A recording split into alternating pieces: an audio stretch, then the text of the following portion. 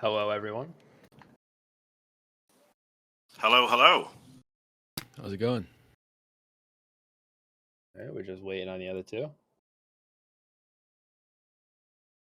It's looking very lively in the listeners. We've got a lot of listeners tapping out 300 now. Yeah, Very impressive it's to see. still growing.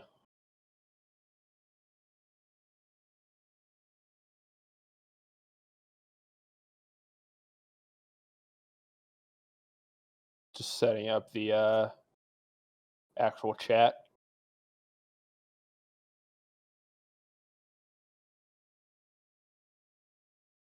Slow mode's definitely going to be needed here. Yeah, it's on 1 minute.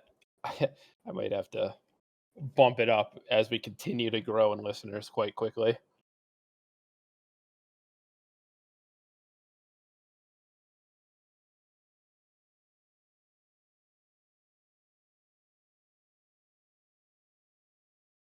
Already got people posting Rick rolls.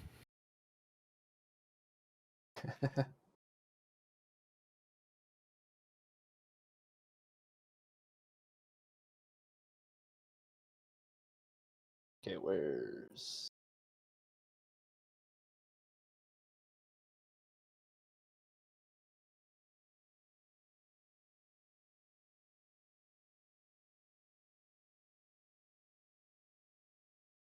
We got some people in the chat asking how long this is going to be, just for clarification. Probably about roughly an hour, maybe a bit more.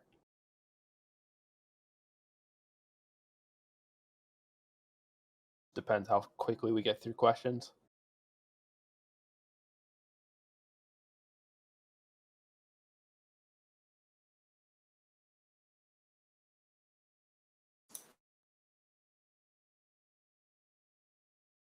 Oh, there we go. I figured it out. Nice. Okay, so I'm assuming everyone here has read the announcements, but the purpose of this is just a quick little AMA with some of the developers. I'll have them introduce themselves and what they do at Void. So we want to go ahead and start with I'll put Ropolio on the hot seat. Hello, I'm Ropolio. I'm a 2D artist with Void. I do concept art,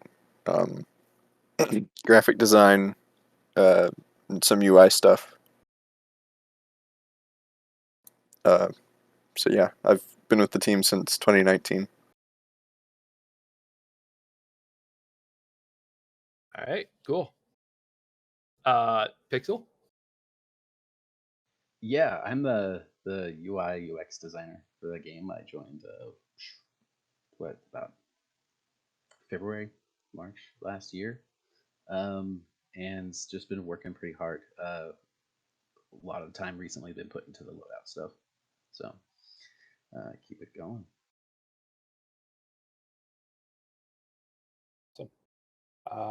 And Navaro? Yeah, I'm Navaro. I do all the gun sounds for the game, firing, reloads, all that type of stuff. I joined back in about February 2021, maybe before that. I'm not quite sure, but yeah, I do all the gun sound effects, reloads, everything. And Mr. 3D. Hello there. I'm the lead environment artist, but I also I'm kind of one of the core content creators of the environments as well. And as part of my roles, I also look after a small team of other environment artists that help me out. I also manage some of the outsourced studios who do the props and support us with that. And I collectively just work throughout the team. A lot of optimization from the visual side of things. Got my hands on a little bit of everything, I suppose. Hey, sweet. Wow, we are almost at 400 people now. Okay, so the questions that we're asking today were all asked by the community throughout the AMA channel. They were pre-selected, though. At the end, if we have time, we might select some more just from the current AMA chat, just popping up. But that'll be near the end if we do that. So I'm going to just go right ahead and jump into the questions. if everyone is ready. Yeah, let's do Yep. it. Let's do it. Let's do this.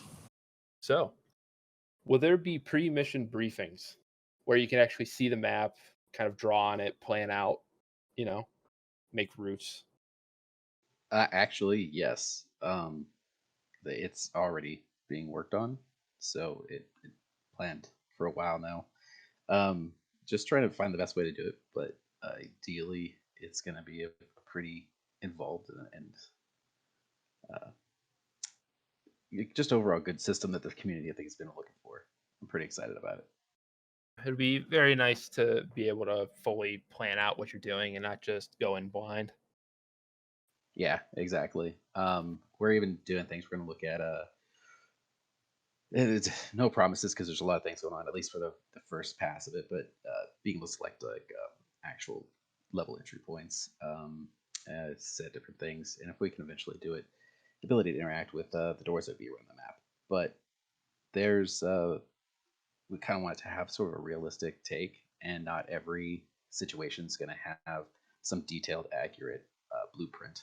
So, meth house or something like that could just be not saying it is, but like a drawing on a napkin. It's about trying to maintain a little bit of that realism with allowing people to still plan things out.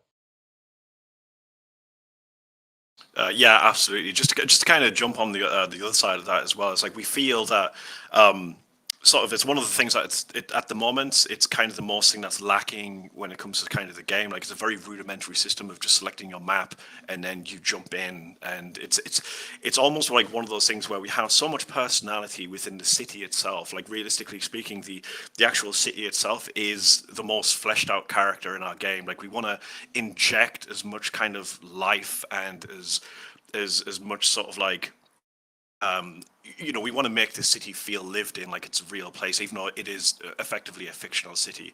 So we're going to take this opportunity when we start implementing this stuff to allow the players to kind of like really get an in-depth sort of like look at these individual places where, I'm not saying for 100% we figured all of this out exactly what we want to do, but even just to kind of like, zoom in a little bit on the map so you can see where it is in location to everything else, and having just a little bit more of a realized vision of what this kind of like map and the city can look like as you're selecting the missions, as you're planning out your routes, as you're kind of making these pre-game tactics into the levels. We feel like that's an excellent opportunity to just like bring more of that like that city personality to the player, and I think that's really important for our storyline as well.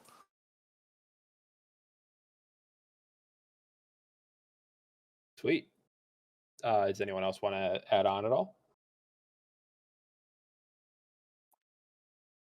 I mean, I maybe Sam here. He is probably going to be the one making the actual blueprints, the Yeah. 2D images. So he's my 2D guy for the UI stuff. It'll be interesting, I think, because SWAT 4's maps and blueprints were pretty interesting. Like they would be on like a whiteboard or like a napkin, or there would be a full-on actual blueprint. So I kind of want to have that variety as well, I think, just because it adds some interesting character to like your planning and the map itself. And it sort of prepares you for what you're going into. Yeah, I mean, remember early on when we had some ideas for like the blueprints for hotel. There was talks because it's been like an old building that's been renovated a lot that the blueprints wouldn't necessarily be accurate or up to date. So you might have rooms that aren't on the blueprints or routes that are listed on the blueprints but aren't there actually anymore. Stuff like that. So you couldn't necessarily just have some one-to-one plan in the map. yeah, like the current hotel is like under construction, so a lot of the rooms there that were from the 80s aren't there anymore, or they were being renovated completely. So, sort of that inconsistency you need to watch out for. More on hotel later, because it's probably going to change in the future, get an overhaul. Yeah, that one's always getting overhauls.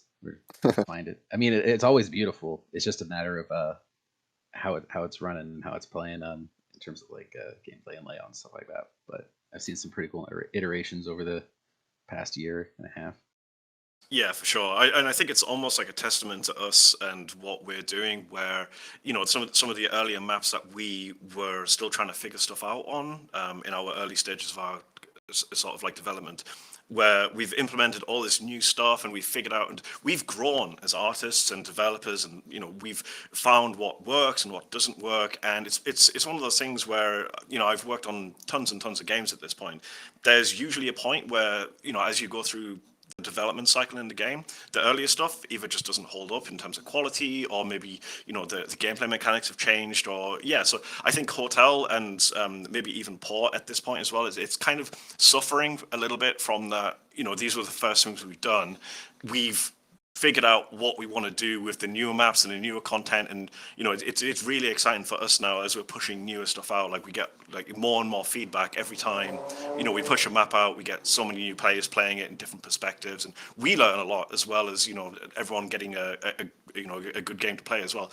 So we're taking all this stuff that we're learning, and we're either going to try our best to implement it into the old maps, but realistically, I think what's probably going to happen is we'll probably start them fresh, which is kind of a bit of a scary thing, but it's one of those things where that's perfectly normal thing to do in a development game cycle. It's usually better to start fresh rather than trying to shoehorn stuff in on a already broken kind of system. So yeah, absolutely. I mean, nothing's set in stone yet. We'll see what happens. But yeah, like definitely for sure, like the older maps, Hotel, Farm, Port, they are not up to scratch with the newer content that we're creating, and we're definitely going to address them. We honestly just can't leave them in there like the state that they're in right now, because they're so different from sort of like the newer content that we're bringing out, where it's just way more refined, it's way more polished. We've got our set of rules, we've got new gadgets and ways of playing the game that are just not in those older maps that we definitely need to bring up to current standard. Yeah, for sure. I still miss that hotel lobby though. Oh yeah, there's definitely parts of the hotel map which, like, I built sort of like 95% of it, and yeah, like it just kept getting bigger and bigger and bigger. And one thing that I really love about Hotel is the fact that it is so big that you can just kind of like, if we decided to corner off certain routes depending on which mission type you're doing, and that way you kind of see all the hotel, but not all in one playthrough. Because I think trying to achieve all of that in one playthrough is kind of crazy. Like it's so big and there's just so much going on. But it does allow us to have like so much room for exploring different routes and game modes, and playing with the AI in that kind of space as well. So yeah, there's definitely a lot to be done with this. But yeah, Hotel was a great map to work on as well. Like it's got such character. Yeah, going back to the original actual question, I figured we really went on a tangent. That was fun. But yes, there will be planning, and it is planned and being actively worked on right now. And yeah, for sure. Hopefully, gosh, I don't know if I'm allowed to say this. Hopefully, soon, as in like the next big patch, if all goes well, that would be ideal for us to have it there, because the loadout's kind of the first big UI thing, and planning and briefing is the next big UI thing that we have in the hopper. So yeah, I mean, collectively, like as a team sort of mentality as well, as like we care about the quality of this game. We're not just gonna push it out if we're not happy with it. So it's something that we're actively working on, but we're not gonna just throw it out and hope it works. Like no, we're gonna make sure that we're happy with it, because we're also trying different ways of communicating this kind of stuff as well. Like we were talking about having drawings on napkins and blueprints and stuff like that. We've also even tried with having like a fully realized 3D city, where you'd kind of be accessing it as if you were potentially like sort of meta flying around in a helicopter looking down on the city. We're not convinced that works, but it's still, we've got it, we're experimenting with it. We'll pick which one works for us in the context of the game and its themes, and the best way to communicate these ideas of way as well. So yeah, we're definitely not sort of like just picking the first thing that comes to our mind and going with it. We always like to experiment with a few different ways of achieving the end goal, and really just finding out what works for everyone in every scenario, kind of thing. Always a team effort. Yeah, and on the same end of that, we don't want to like push things off for too long, because we also we want things in there that we want when we play too. So the planning thing, it even like with the loadout, things keep changing. till it gets to a place. I always look at everything as kind of like the first pass, the first version. So because there's a point where like, all right, it works, it's functional, it's not it's not bad, it's got the things we want, it could use more. Let's get it in because we want to play with it. All right. Yeah. We got a lot of info from one question. Yeah. Nice. Okay, so moving on then. Have there been any thoughts on creating some sort of system to indicate or hint towards the direction of the final objective? Because, it's always a bit obnoxious when you're stuck trying to find that one last civilian who's running around somewhere. Yeah, absolutely. There's Zach is always working on the sound stuff. He's working on sound occlusion, and so if you hear a civilian walking above you or doing something like that, you'll be able to tell directionally where these people are now. And I don't know about the items, but I know that characters and hostages will be making noises through the walls and through the roofs and all this type of stuff. So yeah, definitely gonna work on stuff like that. Is there Yeah. any Sorry. ideas for 4 items like the meth? I'm not sure about the items. Somebody else will have to answer that. I just know that Zach is working on stuff like sound occlusion through walls, so it'll be easier to find, last suspects and last civilians and hostages. I can probably jump on with the item stuff.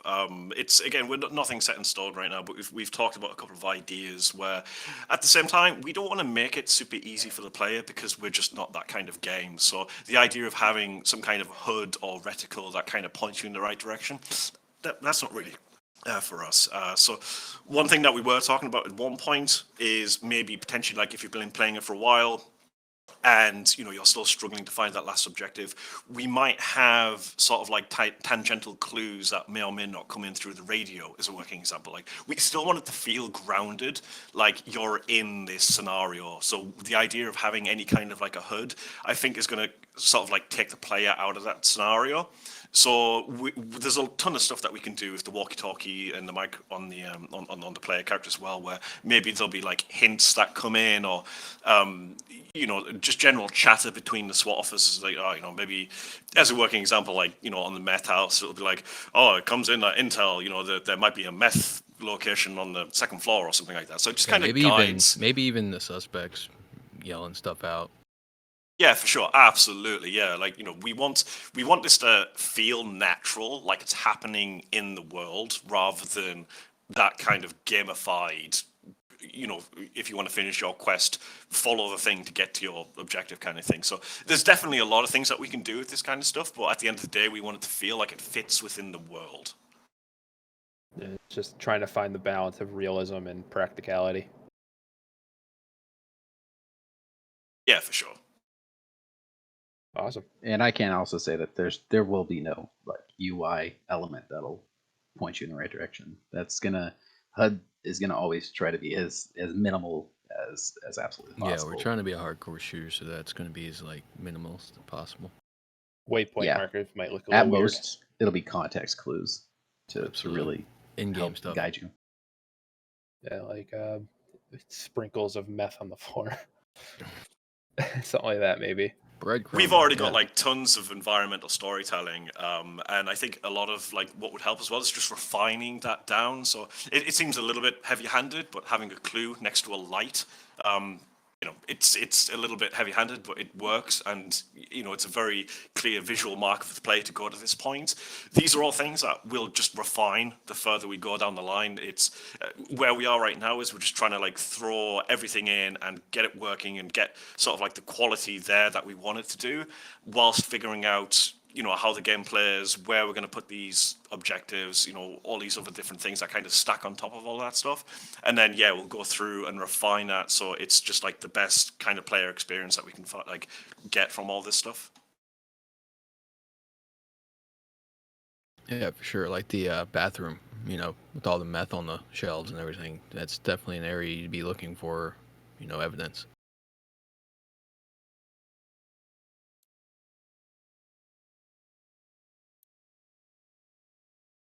So, moving on then, I got bigger one for you, Mr. 3D. Let's go. So, when you guys are actually designing levels, what balance do you take into consideration between that environmental storytelling aesthetics, just the way it looks in general, and how it actually plays?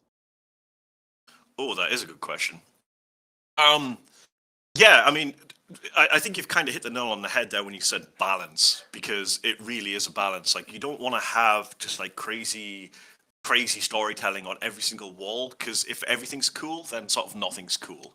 And at the same time, we are making a game, and with making a game comes that sort of like visual language for the player when it comes to orientation of where they are on the map, what's a surface that they can walk on, where they can go, where they can't go. All of these things are really important, not just for a level designer, but as the artwork that then sits on top of it, it has to have that visual communication as well. So that's something that I found is really just like the bread and butter of, you know, making good artwork. It's not just about making it pretty and making it sort of like visually appealing, but it's also having that communication with the player of what is gameplay space, what isn't gameplay space, what's important, you know, leading the player where you want the player to go to have the more story impact is really important for me personally. So you know, one of my favorite maps, and I'm sure a lot of people in the chat will probably agree as well, is Valley of the Dolls. That's a really good example of what we want to do more with our future maps, and also what we want to put in the older maps, where it almost like as you start playing this. Now, just to kind of put a pin in that, one of the biggest problems that we have with our games is the fact that you can have multiple sort of like routes throughout the levels. And that's also in itself a huge challenge that I have to overcome, where if I'm trying to lead a player down sort of like a visual storyline, depending on where they're going, if they can go anywhere, that becomes like really, really difficult. So it's all about sort of like creating the like these little hints, and you know, I love the idea of the players maybe not even finding everything first time round. It's all that kind of like, you see it on the surface, and then you get closer, and you know, you'll read a note, or you know, you'll notice these different things on different playthroughs. And I think that's really, really rewarding for the player, as well as having these multiple playthroughs and discovering more every single time. So we really want to push a lot of that stuff as well. So yeah, having that visual communication of sort of like, right, it's really important for the player to know exactly where they are in the world at any point. We're probably going to struggle with some of this. Actually, we have struggled with this. I think Port was a very, very good example where I remember when I first started working on that, because the tiered building that you go into, the warehouse, a lot of it is all quite samey, and you didn't really know sort of like what floor you were on or what side of the building you were on. So there was a lot of things I had to do with that to sort of like make that very, very clear to the player at any point in the game, you know, where they were spatially. So it's not all about just making it look pretty, but, you know, just having a conscious decision there about, you know, something as simple as painting the walls a different color depending on what floor you're on. It's a very, very simple thing to implement, but it's super important for gameplay. And even though visually speaking, I'm like, you know, I might not necessarily want a green wall when the other one's blue, and, you know, I wanted that kind of coherency. The design is kind of king when it comes to that. Like, the design always comes first. So this is why when we're making our levels, we spend ages doing the block out first. You know, we really want to make sure that the space feels right, that, you know, the visual language of where the player can go, where they can't go, what is gameplay space, where the objectives are. And yeah, also using that to create the tension as well, because we've got so much tension in our game that the design is a real big impact on that. Like, if you're playing it in a gray sort of block out stage and it feels right, you're already doing great. But if you're playing that and it doesn't feel right, there's really no point trying to put artwork on top of it, because it's not going to fix the initial problem. So yeah, I work very, very closely with the level designers to make sure that when I put the artwork on top, it's also going to be serving the purpose from both a gameplay standpoint, but also is going to be working from a visual standpoint as well. Like there's definitely cases where I've turned around to the designers and I've been like, look, I don't know what this is supposed to be. Like from an architectural standpoint, it maybe doesn't make sense, or we've got all this different stuff, and I'm like, wow, how can I physically put this in here? Like it doesn't make much sense. So that's a challenge in itself. And half of what making games really is just kind of like refining ideas down to until you get the kind of core thing. So a lot of it's compromise, a lot of it's just like shoehorning stuff in to make sure it works correctly. But yeah, so what to kind of go back to my original point, sorry for getting a little bit sidetracked. Yeah, like balance is king. So it's not all about just making everything pretty, but what I personally really like to do is find these key areas within the map that creates almost like a cinematic composition, whether that be going up the staircase in Valley, and you get that beautiful sunset in the distance, and it sets a very different sort of mood to the player. And then you go further through the level and you start seeing all these different kind of creepy clues and stuff like that. And then there's the notorious basement, which I really, really wanted to just like hammer home like this. Wow, this is not an okay thing that's happening right now. And the deeper you go, the worse it gets. So Valley's a really good example of where you can enter the basement from either direction, but I really, really wanted that like the shocking room to have one entrance where I was telling the story from a kind of like director standpoint, and the player was on that ride through that space. Now, obviously, the rest of the map you can go wherever. That's absolutely fine. But yeah, it's like we have these moments where if we did that room everywhere, then it wouldn't be as impactful. So it's not about just shock for shock value, and it's not about contrast just for contrast's sake. It's all about finding that right balance to have good gameplay, good visuals, clear gameplay. That's obviously the most important thing. Is if you can't see anything, then that's not okay. But it's finding that balance of these night maps. They're dark, which works for gameplay, but at the same time, we want to make sure that the player can see where their objective is and where they're meant to be going, and just kind of lead them around the level as we want, as intended, kind of thing. Yeah, I hope that answered the question. Yeah, I think like sometimes when I do a concept for a level, mainly I'm thinking about the aesthetic, not really the design or for like gameplay or whatever. So like just the how does it make you feel? And one example for that is Penthouse. I was doing a lot of the pre-visualization for that level, and I was kind of going with a modern look, kind of brutalist architecture, very neutral color palette with gray, black, white, that type of thing. And ultimately that sort of evolved into sort of a 70s aesthetic, and that type of thing is pretty common. A lot of the time the designers have like a better idea than what you had envisioned beforehand, and they just completely make it really pretty. I got sidetracked on those burgers on dolls, not gonna lie.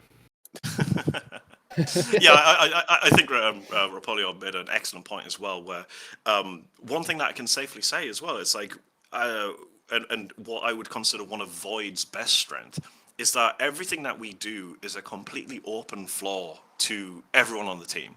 So, I'll be working with maybe Zach, the audio guy, and I'll be like, I need something here that's not working, or, maybe I'll pitch him an idea, and he'll be like, yeah, that's amazing. Or, so it's completely a collaborative effort where I don't think we've ever had like a single individual level that hasn't had such a huge input from everyone on the team, where we've even changed entire art directions, as Ropolio was saying. The penthouse visually started off very, very different, and through the team's input and various different conversations, looking at references, even just kind of what we were feeling or what we wanted the level to feel like, it just evolved into what it is right now. So yeah, I think that's definitely one of Void's strengths, where it is completely a team effort. It's not like me as environment. Like I never shoot anyone down in terms of ideas. Like I love more ideas the better kind of thing. Absolutely, and it's not just level design here. This isn't every department, which I really enjoy. Like everything is a team effort,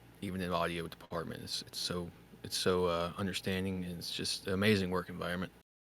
Yeah, no one really works in a vacuum on this team. It's pretty it's a flat management. Everyone just sort of Absolutely. like helps and pipes in and shares. Me and their thoughts Zach are ideas. always coming up with ideas. It's always amazing working with Zach and coming up with new sound ideas for the guns and how everything just functions in the game audio wise. It's just the work environment at Void is something I've never really experienced before. It's such a relaxed place to work, and it's amazing.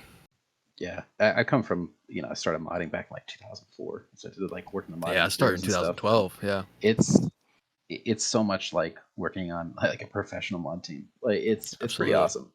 it's an amazing Or environment. like my when I was working on like Insurgency, NWI, the like early the first Insurgency days. Everyone just kind of has a role. Like everyone wears multiple hats. Sterling's not. He's always just encourages people like, oh, you want to try something, go for it. Like, so it's pretty cool.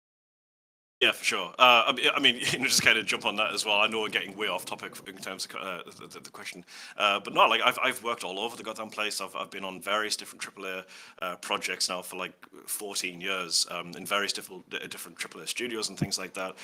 Void for me is incredible. Like just having such an inspired team that like we were saying, no one works in a vacuum. Just everyone is.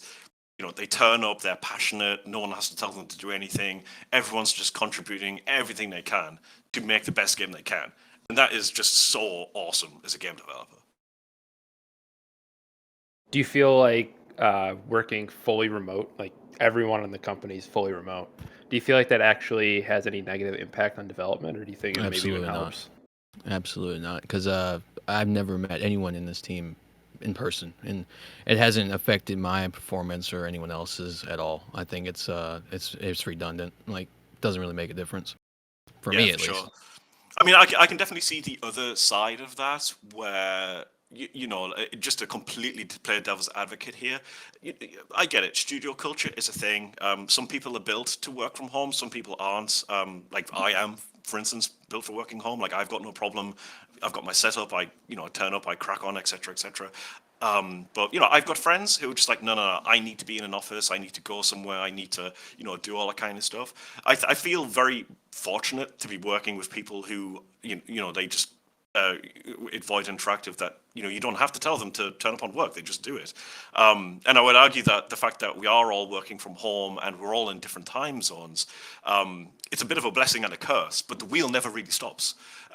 So like, what is my sort of like normal work hours? And I'll clock off and start having fun in the evening. I'll still be on Discord on my phone checking updates, and because I'm really curious about what the rest of the team's working on, and it's the first thing I do when I wake up is I check my phone what the Discord is, and I come on. So it's a blessing and a curse. Like it never stops. There's no clock in, clock out time. Yeah. People will be talking, and I'll like roll over in the middle of the night, check my phone, and see like a message. From I mean, people pop in and out. I'll wake up in the morning and I forgot that I got a message. It's such a cool place to work because you don't really have to worry about it. You just you see people in the staff voice. You jump in. They're talking about planning and everything. It's not really. It doesn't feel like you're working somewhere. It feels more like a group of friends. Yeah, it's like it's what I was saying. It's like a mod team that's like a professional mod team. It's just passion based. Like everyone's just having a and that's what keeps us running too is passion. Yeah. It's like it's the main thing, making something good for everyone to play and I find making a lot sure of it's people, polished. People don't want to stop working. Like you have an office and everyone's going in 9 to 5, and then within 5's done, they're like, I'm out. Like I'm checked out. I'm not doing it. Yeah. Here, people get to do it. Like if you you wake up and you want to do your gaming in the morning and then you start working, like whatever it is, it fits your way, and so you feel more inclined to just work whenever. Yeah. Yeah, Whenever 100%. the feeling strikes you, you just want to work, Yeah, and it's pretty awesome. and especially because of COVID as well. Like I think the entire games industry as a whole had a little bit of shake-up during COVID, where suddenly everyone was forced to work from home, and like I was saying before, like that worked for some people, that didn't work for some people. But I think it definitely changed sort of like how we think about developing games now. Now, obviously, we've been going for a little bit longer than COVID was a thing.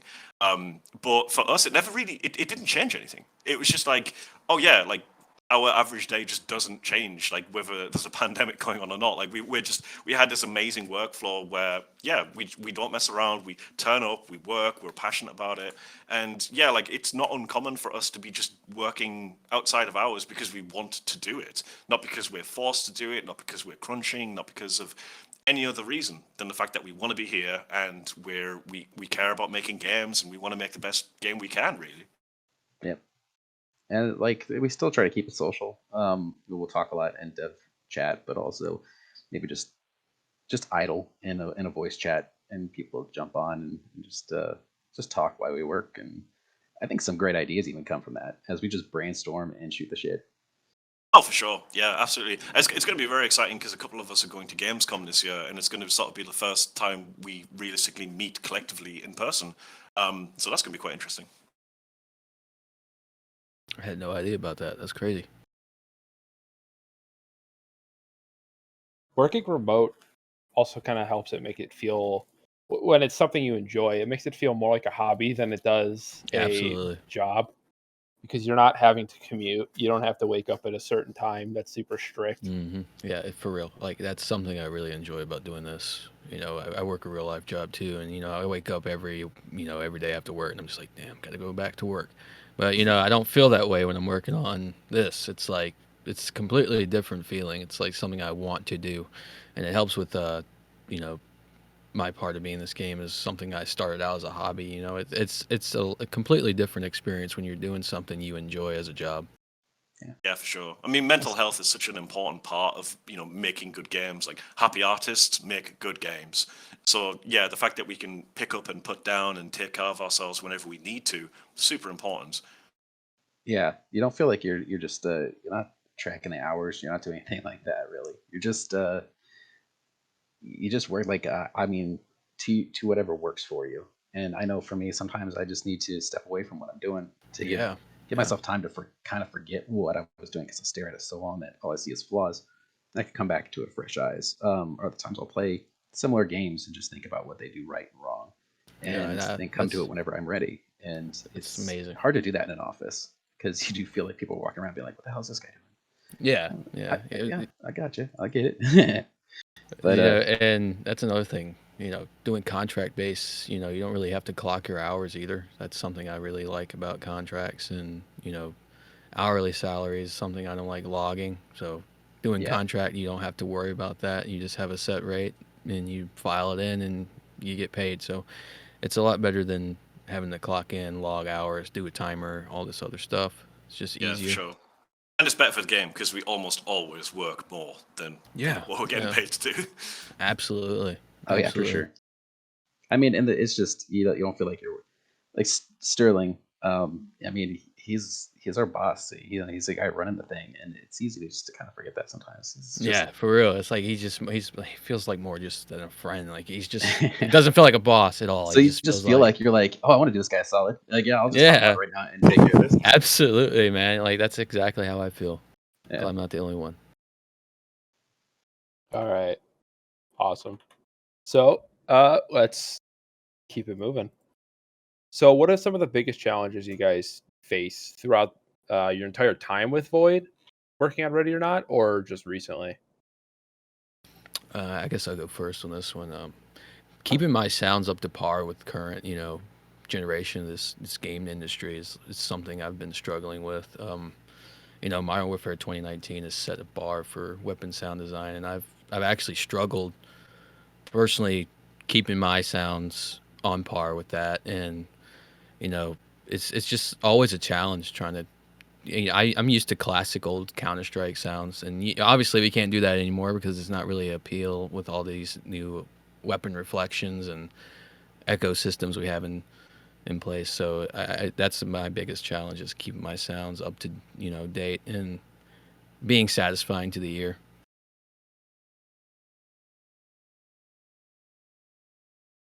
Anyone else? I guess I could go. So I kind of started or like got into the games industry when I was kind of young. I think I was like a junior in high school when I first joined the team. So it was kind of crazy just learning a lot. Um, like I had never done concept art before, um, or UI or anything like that. And people would just come up to me and it's like, "Hey, you're a 2D artist. Can you do this?" And I'd say, "Sure." I'd never say no. I'd never turn down what they asked of me. And I think that kind of motivated me to just keep doing better, keep learning, uh, just keep growing as an artist, um, especially in concept art. Um, I think I started that. I don't know if I mentioned that, but like two-ish years ago. Um, so it's been really cool just learning all these different techniques of designing characters and environments. Um, yeah, it's really interesting and fun. Yeah, for me, I mean, we've got so much content that we're trying to produce, like, and we're a very, very small team. Um, I know, like, for so many other developers, it would be so easy to just kind of do a few maps, very, very simple, very, very basic, collect a paycheck, go home. We're not even thinking about that. We just want to make as much content, and at the end of the day, we're doing this for the players. Everyone who supported us has sort of made this happen. So we very much want to give that back. But we're such a small team, and trying to keep up with the quality of massive AAA studios who have thousands of people working on certain titles and dedicated teams to solve certain problems. That for us, well, for me personally, is a really, really big challenge. Like, we don't, as a working example, we don't strictly have a dedicated lighting artist. Any of the lighting is something that I also do myself, and I know Sterling jumps on occasionally, and we all kind of support each other. It's not for lack of trying. The games industry is also in a weird flux where it's really hard to find senior developers these days. They've just kind of dried up. I think because of COVID and various things like that. So we're a very, very small team trying to make an astonishing amount of content whilst also trying to make it as AAA quality as we can, despite the fact being a tiny indie team. There's a lot of things to juggle, and trying to do all of that as well as have it optimized so everyone can play it. There's a lot of wheels turning. So yeah, I think like sort of like the biggest challenge for me is just trying to get everything out on time. We want to keep maps coming out to the public as much as we can. So every couple of months, trying to take a level from grey blockout to a final finished state with all the visuals, all the new models, and all the new textures. Because we basically hand make everything. Yeah, there's a few things that we buy on the marketplace every now and then, and for sure, there's the Quixel library, which is very useful to lean on every now and then. But there's so much in our game which is just so bespokely made. Um, and yeah, like that stuff takes time and it's a lot of effort and it's great doing it, but that's a struggle. Sweet. Yeah. I know, like, for me, one of the things is it's just the game's constantly, evolving and changing, and so yeah, even the UI requirements. So what will exist with data that I can get, but also need a plan for data that we don't have yet that we want to have later on. So I'm pretty much starting from the ground up with all the different UI things and trying to take the systems that existed and set them up in a way that I can use them now for new things, and then also plan for what we want to done in the future, in terms of like weapon customization or something like that. So trying to think about ways to present that to the players that are pretty UX friendly. I think one of the biggest challenges was setting up that the whole way the armor slots and munitions work, because it's you think you want to have that set to work on based on the weapon itself, but that weapon doesn't decide your carrying capacity. So we had to really think about what we have available, what we need, put in requests for specific things to be supplied to us, so that we can set all that up and make sure all saves properly. Then never know, something might change and you need to completely rework that, and so you have to deal with the fact that people might lose their settings, their save loadouts or anything like that. But it's a blessing too, because when things are constantly evolving, you have the ability to influence the way they're going to go, the ability to change something that you've done wrong, or to improve something that just could be better overall. Awesome. So next up, are there any plans for more graphic voice lines? That's something I'm hoping for. I'm not exactly sure if it's planned, but I've talked to Zach about getting some of these lines more, graphic and vulgar, because during situations like this, you're not really calm. You're screaming, you're disoriented, you don't know what's going on, you got a lot going through your head, so you're not exactly filtering out your language. You're pretty much saying what comes to mind. So I think this is a good idea. I like this. It's something I've been hoping for, at least. Yeah, for sure. But we don't want to be vulgar just for the sake of vulgar as well. Like it needs to feel Absolutely. grounded. We're gonna get a full, complete overhaul of our SWAT voices, but that will come closer to full release, I think. So they'll react to the environment a lot more. Like they see something that's pretty horrible, they'll let you know.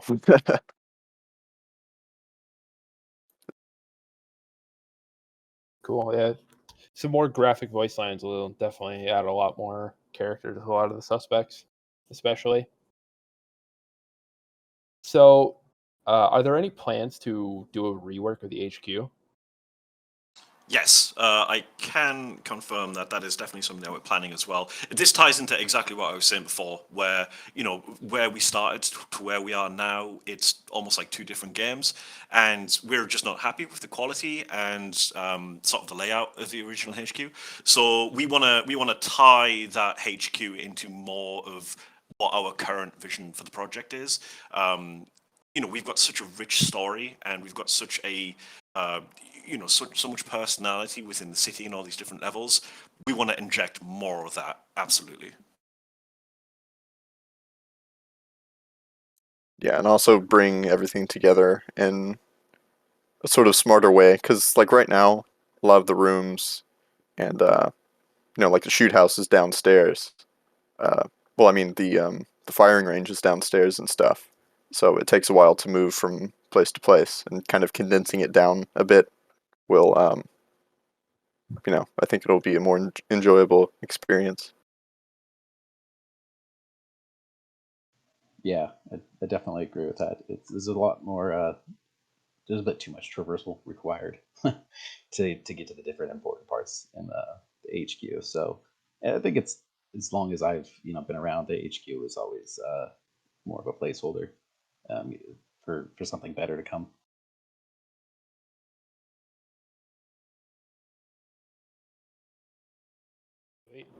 So, some of the maps seem to feel a little bit maybe too big or too much for the amount of players you get, combined with how much ammo you have. So things like Hotel Raid. Is this is there is this done for a reason, or is this something that's going to be worked on, or what? Yeah, for sure. I mean, this is all part of making games. We'll never, no matter how hard you try, you'll never make it perfect out the gate. So a lot of this is just finding that balance, like I was talking about before, where we experimented with sort of like what the game was going to be, trying different things with different levels, And sometimes it works, sometimes it falls a little flat. We'll do everything that we can to effectively bring everything up. So not only does it look amazing, but everything should play amazing. Everything is a balancing act when it comes to making games. Everything is a compromise, and yeah, just got to keep polishing it, keep refining it, and working with the designers and certainly working with the community as well, and listening to this kind of feedback is invaluable. We didn't necessarily have that when we were making it, so we'll take all of this stuff, find our weak points, and 100% improve them. Yeah, I also think it comes down to playstyle too. I know I prefer myself the larger maps, while there's like the smaller, more condensed maps.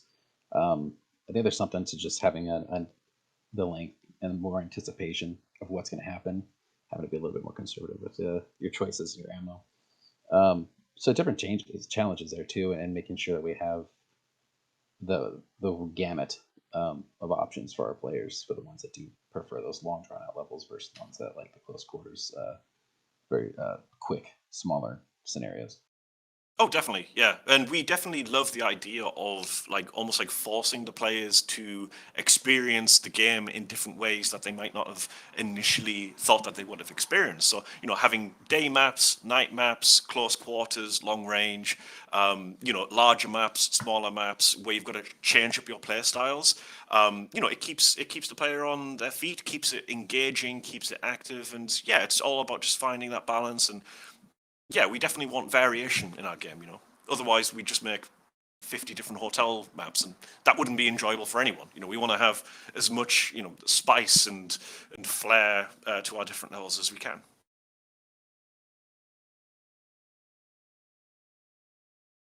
Yeah, I think definitely having variety between small, medium, and large maps, and also keeping them visually distinct. Uh, you know, each having their own vibe and aesthetic. Awesome. Yeah, it'll definitely, feel better as the game's development goes on. That goes for everything, though.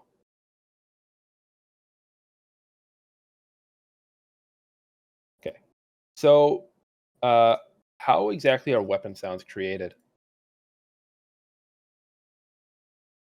Uh, Mostly sound libraries and recordings I've actually recorded myself and edited in post. Most of the gun folly sound effects are me fiddling with my guns.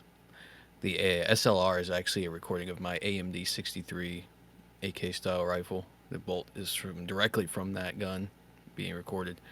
But I also utilize a ton of assets from Universal sound libraries recorded by people that actually record weapons in a professional environment. I'm not professionally stable as able to record stuff like that yet, but I am. I have a little studio. I'm able to record foley effects and reloads, and gun firing is not something I'm capable of right now. So I'm kind of utilizing what I can in that aspect. But all the handling effects and reloads have samples I've recorded myself. Awesome. So, hold on. So, will there ever be the option to change a level's day or night cycle? No, unfortunately not. So this is something that we toyed around with at first, but we found out that it didn't really offer a huge amount to the level in terms of like its gains versus its pitfalls. So at the end of the day, we want to make very concise, like authored levels to the best of their quality and to tell a story within these, very, very condensed kind of areas. Having that kind of flexibility of turning it to day and night, whilst it can be done from a pure production standpoint, first of all, it doesn't add a huge amount. And because we are a fully baked lighting game, so what that means is like most of our lighting is done offline. It's not happening in real time, other than a few exceptions like spotlights and torches and various things like that. It's way more performant, and it's also way more quality as well. So all of our lighting is pre-baked into the levels. Now, we definitely could do this, but what that means is that we would inherently have to either duplicate the level and treat it like its own separate things. And we're also tied with the technology of Unreal 4. So we're not moving to Unreal 5. We're way too far in production at the moment to go UE5. Like this happens all the time in game dev where, if you're middle of a project, you do not just switch engine. That's just chaos. Like you can't do it kind of thing. So we're going to, stick with Unreal 4, which is still incredibly powerful. And in a lot of ways, it's way more suited for what our game needs are than Unreal 5 is anyway. It's still very much early days for Unreal 5. So we have baked lighting, and it's all very, we wanted to author it from a visual standpoint to tell the story that we wanted to tell. So what you'll find playing our levels as you go further on in development, and as we start introducing new maps and tying a lot of the story beats in, is that a lot of the time of day within these levels is very important to the storyline. The weather effects, the time of day, it's all a narrative that ties into each other. So we didn't necessarily want to have the flexibility of changing the time of day because it didn't really add a lot. Realistically speaking, like we have day maps, we have night maps, we have dusk maps. There wasn't really adding a lot changing that per level, if that makes sense. Oh, we've lost him. Come back. Yeah, and I think just kind of bouncing off of that, Keep talking. certain certain levels are like built around the time of day they're set in. So like, if meth were set in the daytime, it wouldn't have as big of an impact as if it was set in nighttime. And same will be for maps like school. Like certain time of day, certain weather conditions just wouldn't be suitable for that map. Yeah, for sure. It is literally just the fact that we're trying to tell a story, and the whole gameplay mechanics is such a key aspect of it that if you start playing off the time of day, kind of waters it down. There's more things to go wrong from a developer standpoint, and you're just not going to realistically get the quality that we sort of want from the end of the day.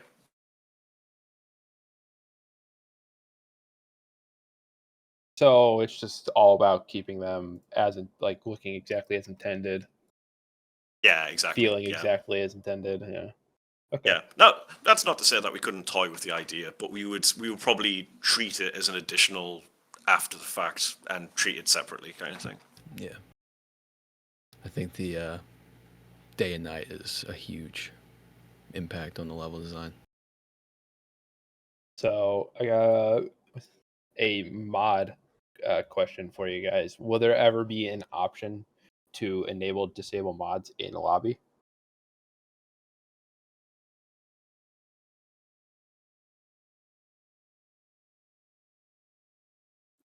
Uh, Or is that something you just can't answer right now? That's hard to answer for me because I don't know anything about it. Sorry, we could just move on. We'll figure that out later. I was hoping Mark would have something about that. Oh, do you? I don't know. Oh, he's muted. Yeah. No, I do not understand mods. I am but a humble artist. I make things pretty. Me too. Different Absolutely. department. Yes. If Ollie was here, maybe we'd have an answer. Yeah.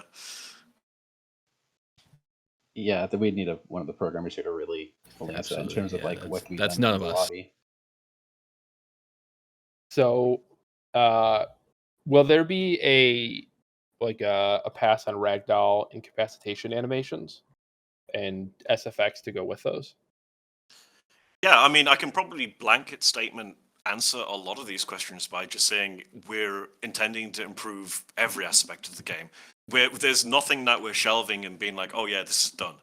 So yeah, anything that you can think of that you go will X have more polish or improvement, absolutely. Yeah, to add on that, Zach and me were actually talking about some body drop sounds not too long ago. So yeah, there's something definitely in the works there.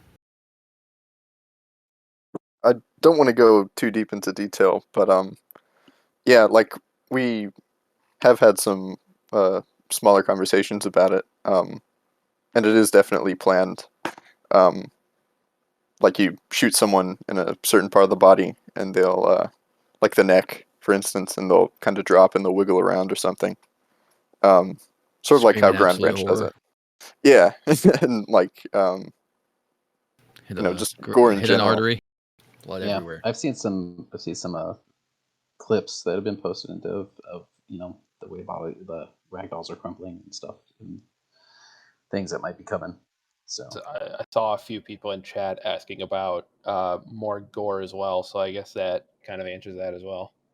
Oh yeah, for sure. I mean, yeah, like Yeah. we've implemented something that we didn't have before, which is the explosive vests. Naturally, that comes with the challenge of gore as well, because it's hard to not be gory when someone's exploded. But no, absolutely. It's one of those things where we don't want to just shock people for the sake of shocking. Like it's going to be realistic and absolutely, blood comes out of people and it's fairly gory, and we'll do what we can to deal with it in a tasteful way that really, again, it's all about player experience within our game. Just to kind of jump on the ragdoll side of things as well. So I know it's not strictly ragdolls, but there's one thing that I want to get a lot more of in the levels, and it's something that I am personally working on as well, is having a lot more level interaction. So, a lot more things that when you shoot them, maybe they'll bounce around the room, or burst into particles, or it's always one of those key pillars from an environment artist of having movement and interaction within your environment to make it feel alive and lived in. And a lot of our levels at the moment are fairly static. We know about it. We're going to do something about it. It's going to also change up the gameplay a little bit as well, where maybe there'll be like a stack of papers on a table that someone's covering behind. The papers will explode when you shoot them, and then suddenly they're not behind cover anymore. Little things like that. It makes a whole difference to how players play the game and things like that. Yeah, and I was in NDA, and I had a big conversation about interactive ragdolls interacting with the environment, like Grand Theft Auto 4. There was a whole entire conversation about that, and I'm sure I'm not the only one who saw it. I'm pretty sure a bunch of the programmers saw it too. So there's probably definitely something going to be working on there. There is one thing I don't know. Again, I don't want to go too far into detail, but one thing we're kind of looking into is head deformation. So you shoot someone, depends on the caliber, I think, and there'll be like a preset head deformation that happens. So like the head will cave in or something. I don't know. It's still heavily work in progress, but it's something we're kind of thinking of. Yeah, for sure. I mean, we have such focused environments that it definitely lends into sort of like what our game is, where you use Grand Theft Auto as a working example, where they're a massive game. They've got so many different systems, and they've got so many. They have to cater for basically sort of like every scenario happening, and it's why a lot of it kind of it's amazing on the surface, and then it kind of falls apart when you put them in a certain scenario. Our levels are so focused and so tight, and it's so authored to exactly what we want them to be, that we can just spend all of our time, well, not all of it, but you know what I mean, refining a lot of these things that just brings the immersion way up, whether it is, someone touching a counter as they walk by. Not saying that we are implementing it or haven't implemented it, but it's definitely not out the realms of possibilities of just being like, yeah, we know where this counter is, we know where the AI is and what they're going to do. We can have that interaction and, just build upon it from there.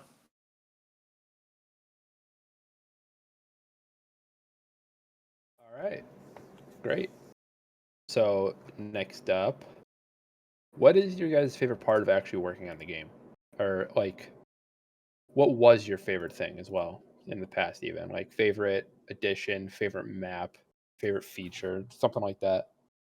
For me is the satisfaction of getting those sounds lined up with the reload. It's something for me that's always my favorite thing. And working with everyone is also something I really love. Like everyone is, like I said before, everyone's just in a team effort here, and it's just an amazing environment. So the For the team then for you. Yeah, pretty much the team, and I am really proud of my work on the guns in this game. Not to boast or anything, but I think I've done my best work I've ever done on this game. Yeah, I mean, absolutely. It sounds a little bit weird me saying this, but I'm very much looking forward to the future because we've improved everything so much in the last couple of months, and we've refined our vision, and we've improved as people in terms of like how we've upped our skills. So everything that's going to come is going to be the best thing that we've done, and I'm really looking forward to that. It's so easy to look back in nostalgia and be like, oh, this is amazing because I did it. One thing that I will happily say is that we're always improving, so we're never stopping. So there's none of that looking back and being like, yeah, this is amazing, leave it alone. It's like, nah, the future's exactly where everything's going to be. Yeah, I think my favorite part is, uh, seeing a character or a map being designed from the ground up and then seeing it finally implemented in the game. Um, seeing it start from a concept and then block out and then like all the art being added to it over time is really satisfying to see. Yeah, I always like that. It's one of my favorite things, just to see how things build upon themselves and get better and better as they go. So levels, designs, it's always nice to, I mean, I'm usually just in like a UI test level, or most half the time anymore when I'm doing the loadout, I'm just sitting in in the station, just launching it, jumping the loadout, and stuff like that. So I'll jump in the game, and I'll just see how drastically a level's changed, and it's pretty shocking, but always really cool. So seeing people always praise your work is like something that just makes you feel great, and you know you did a good job, and people enjoy it. It's something that is just it is unmatched. Yeah. Oddly enough, I've got a very specific key memory where I was testing the game, and I didn't know that this was a feature at the time. But I shot through a door thinking someone was on the other side, and then I heard the groan of oh, and then the plunk as they hit the floor kind of thing, and I had to pause it, and I like had to check in with myself and like realize like wow, we implemented a feature that let us know we've hit someone on the other side of the door. Otherwise, I wouldn't know I've killed someone. And the fact that we as a team thought about it, implemented it, and it worked so efficiently, that for me was just like that is so awesome. That is so cool. Like I want and need more of this in my life, kind of thing. Yeah, seeing concepts and you know block maps going to from that like that to actually in the game is something unmatched too. It's just so satisfying to see something finally finished.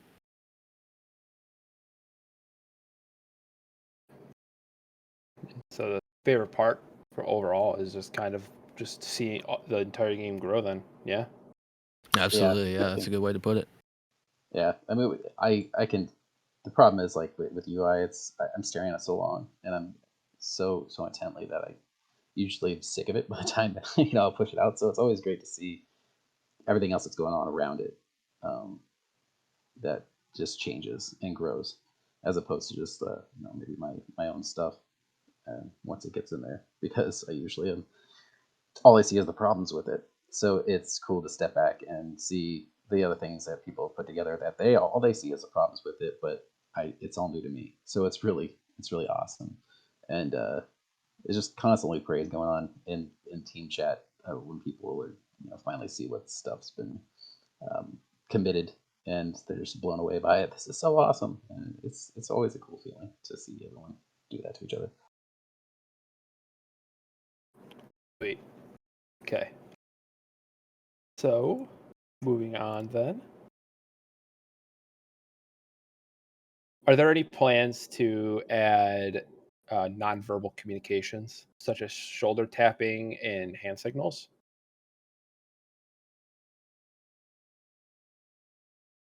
That Yeah. is an excellent question. It's it's something that we're toying with, but at the same time, we're not even sure how really to kind of communicate a lot of this stuff. So, for instance, if you're breaching a door and someone behind you taps on you on the shoulder, there's definitely like some trickery when it comes to like how do we communicate that. from a gameplay perspective, like obviously you're looking forward in your field of view. You know, we need to somehow like figure that out, kind of thing. Maybe, I guess, is the answer to that.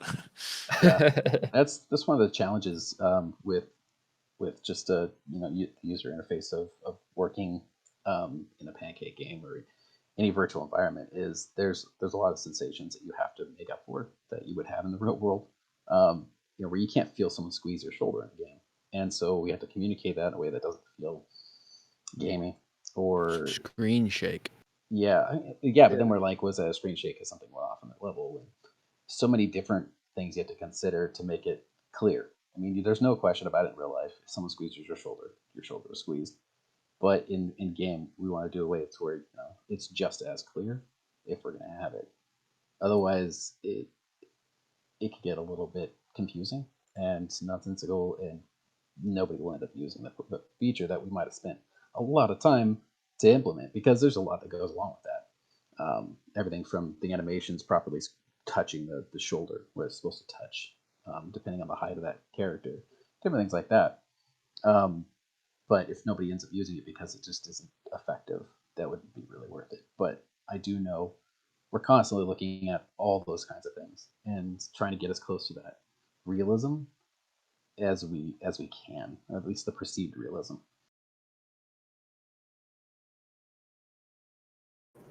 Awesome. It would be that nonverbal communication would just be really cool to feel like when you actually get it going good. Yeah, it would be awesome. It really could be cool. Since like voice, it's always pretty much one level. No one's really whispering in that. Or trying to speak quietly. So I have some sort of nonverbal communication in the game, beyond just maybe hand signals or something like that, would be really cool and probably a first. But if we can't figure out how to communicate it properly, then it's not going to really pan out. Like a wheel could probably work, wouldn't it? Like an emote wheel. Yeah, it's just about like, so if you're the person whose shoulder's being touched, how would you? Yeah. That sort of thing. I think the best way to do that is a sound and a screen shake. Yeah, like a pat sound. On that speaker or something like that. But yeah, I'm down for it. I think it's awesome. It's just about it's a good idea. The user experience is there and justifies the amount of work that I have to go into, like all the animation. Yeah, and you also got to take into the fact that it could be used against people trying to play the game like they want to. It could be used in a negative way. Yeah, there's always gonna be trolls that'll do something with it. So how many design iterations do levels actually go through? It depends on the level. We've had some good luck where obviously we're a fairly small team of designers and environment artists, where sometimes levels have just worked. Sort of like first or second polish out the gate just worked. Other levels, we're talking months just trying to figure out how to get it just working and feeling right with the kind of the architectural style and what we're trying to communicate to the player and where it's set in the city and stuff like that. So yeah, honestly, a lot of it is just, it all depends. Sometimes it just works, sometimes it doesn't. Stuff like we're doing a hospital map at the moment, and I think a lot of those kind of like hospital, penthouse. Penthouse is a pretty quick one.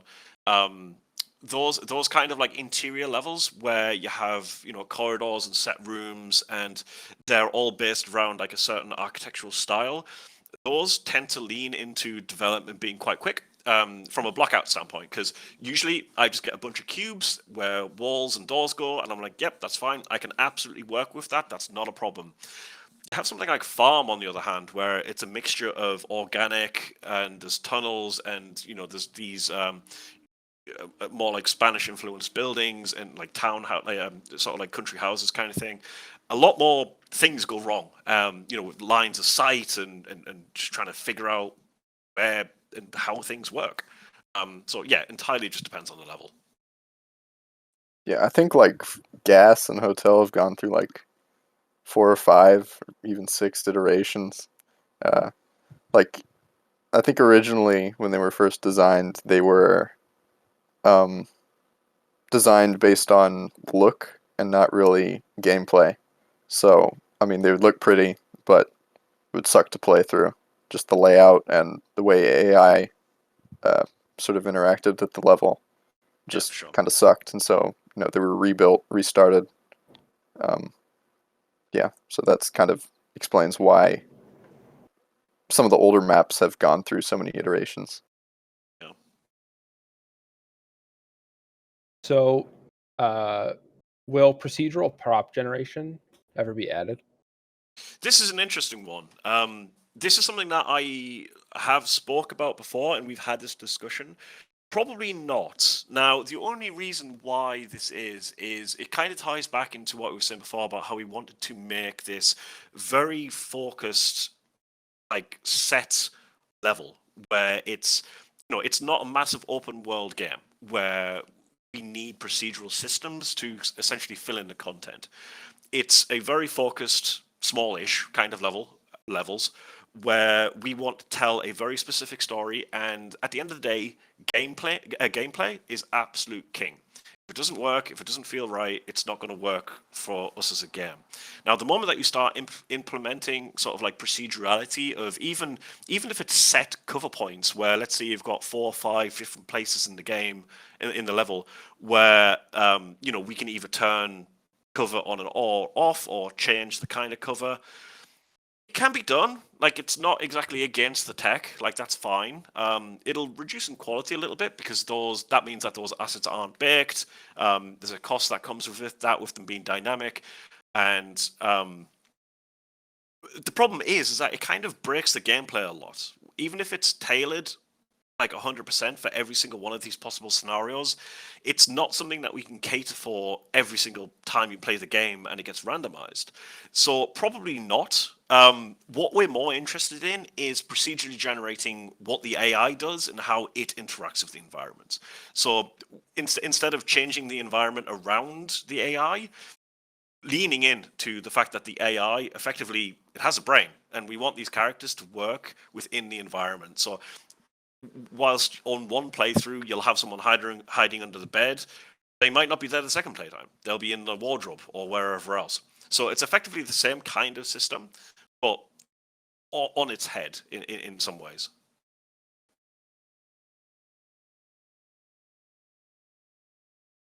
Sweet. All right. Okay. So, are we ever going to be able to actually give like NPC suspect voice orders? Like telling them to move or walk outside or something like that? That Can anyone answer that? I don't think we've ever had that conversation. Well, I was talking to Sterling the other day. We were playing a lot of Door Kickers, and Door Kickers 2 specifically, and we were talking about how you're able to sort of command the hostages to do certain things, like follow you, or run to the exit, that type of thing. So that would be kind of cool to have for suspects or civilians that have already been arrested. You're kind of able to command them that way. So yeah. Okay, yeah, I mean, heck, if it makes the game better and it introduces new features, I think we can safely say that we're open to ideas, and we're definitely eager to implement as much as we can within the time frame and within the budget that we have. So yeah, maybe. Awesome. It'd be nice to have the NPCs a bit more interactable besides just cuffing and picking them up. Yeah, for sure. So, is there ever going to be a single player story, or are the maps themselves kind of just the story itself entirely? Yeah. No, like So campaign. a little bit of yes, a little bit of no. So it's not like we're gonna have like a traditional single player campaign kind of thing. Like, the actual gameplay that you have right now is exactly what the game is, kind of thing. We're not gonna change that formula because that's what our game is. That's our formula. What we're doing is we're injecting story and its campaign almost like outside of that. So whilst it may seem like at the moment we have a bunch of random maps that have a bunch of random storylines going on, they are 100% tied to different story threads within the game. So we have like a prostitution ring storyline, there'll be like a terrorist storyline, so forth and so on. All these different drug smuggling storyline, etc., etc. So they will all tie into each other one way or another. So I don't want to say it's not like a traditional campaign, like I was saying, but it is absolutely happening as if like a campaign would play out with its narrative, with its like level progression and so forth and so on like that. Counter-Strike Condition 0 deleted scenes is what I'm getting from Yeah, this. you can sort of think of it as like, I guess, sort of like detective work, and you kind of follow a lead throughout. Like, you start off with gas station, and like you discover something with meth is involved, and you sort of progress through that drug storyline. Same with the sort of trafficking or I don't Yeah, know how to absolutely. describe it.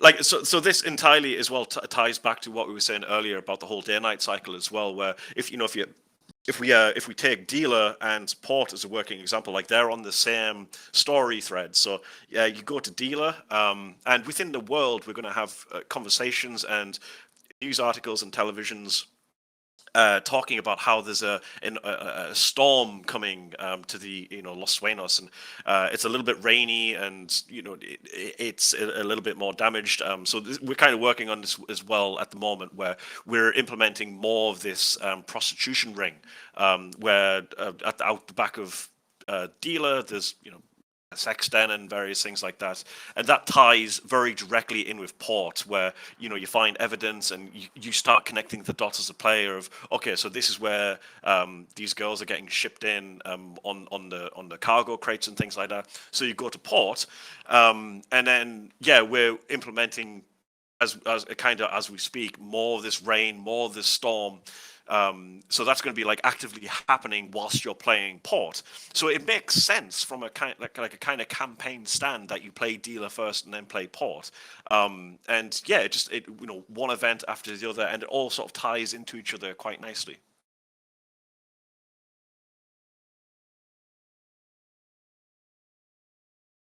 All right. And will the sniper role ever be implemented? I mean, it's definitely something I'm a proponent of.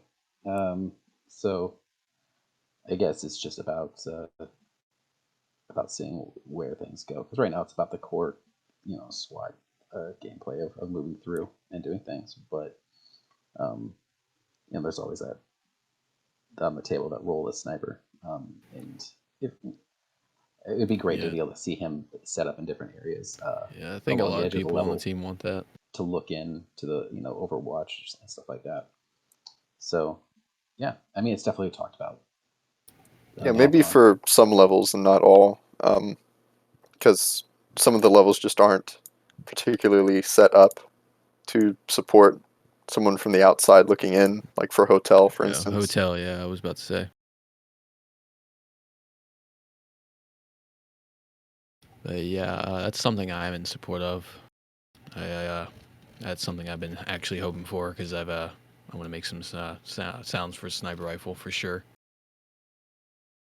But yeah, like Deadpixel said, we're primarily focused on the entry team and the SWAT officers themselves that actually enter the building.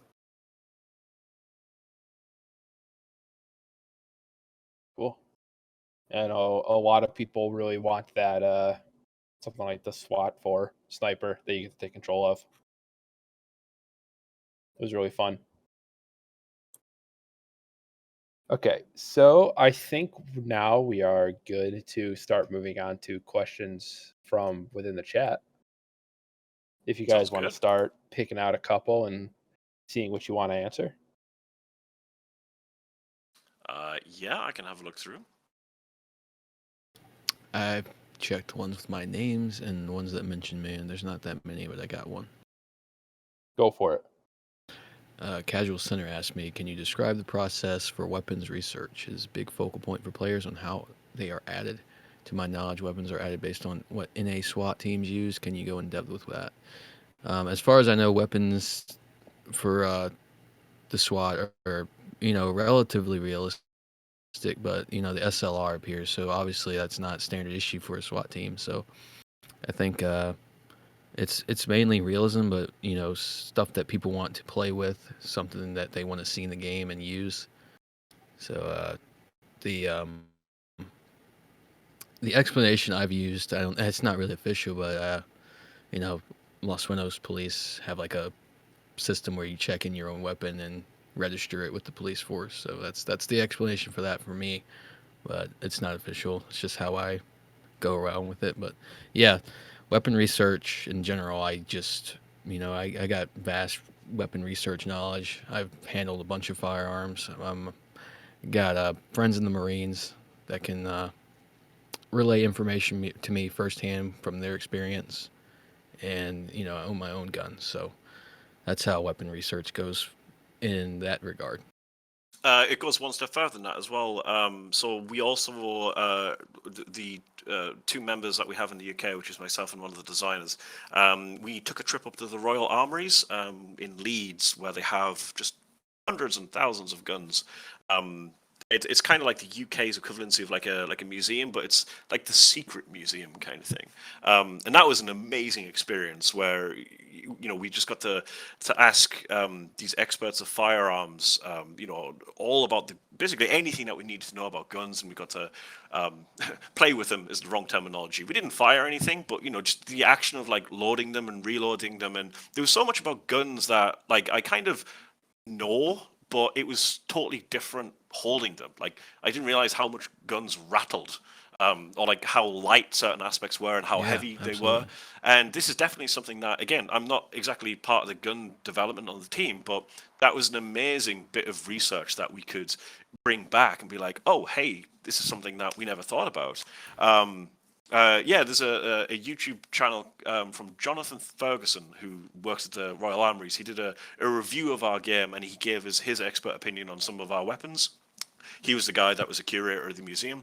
So yeah, we've got like people who know their stuff. We are absolutely 100% working with them to make sure that we get it as realistic as we can.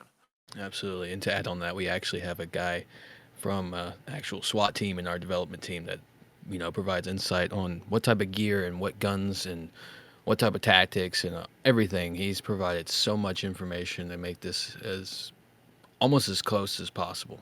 This guy is a valuable asset. I mean, he knocks everything out of the world. Everything he provides us is insane. There's so much information on their equipment, their tactics, their just everything in general. It's amazing. Yeah. Yeah, sorry. I was just gonna answer a question I see pretty commonly about the school mission. I was literally just about to jump on that as well. Yeah, Yes, going I quick. would love.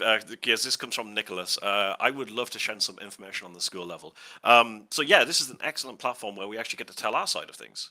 Because we've had so much bloody controversy over this suggested school level, and it feels so like we've just been jumped on by the media like Kotaku and various things like that, and it feels entirely unjust because we've done nothing sort of like every stage that we've had the opportunity to be like, we're trying to be as tasteful with this kind of stuff and as tactful, and we're not just doing shock value for the sake of shock value. Like that is so far against of what we're trying to do. At the end of the day, we're trying to tell.